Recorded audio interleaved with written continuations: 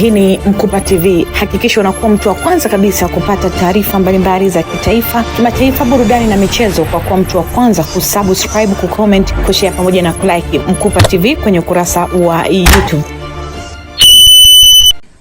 Ili kuhakikisha kwamba tunalinda uwekezaji uliofanywa na serikali katika miundombinu ya barabara, ni muhimu pia kuilinda miundombinu hii.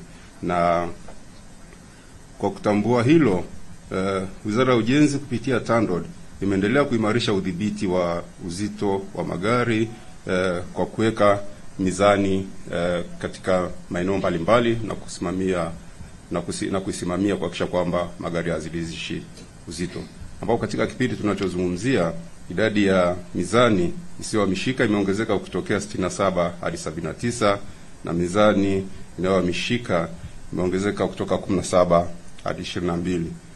Aidha, TANROADS pia imeweka mizani 20 ya kupima magari wakati yanatembea katika mikoa mbalimbali ili kupunguza foleni na kuongeza ufanisi. Aidha, ili kuboresha pia utendaji kazi wa mizani, tumeweka CCTV kamera katika mizani 13 kwa lengo la kuhakikisha kwamba tunaongeza uwazi na uwajibikaji katika shughuli za mizani. Na kwa kufanya hivyo, uzito wa magari yanayozidisha uzito katika mtandao wetu wa barabara yameendelea kuwa chini ya 1% ya magari yanayopimwa kila mwaka.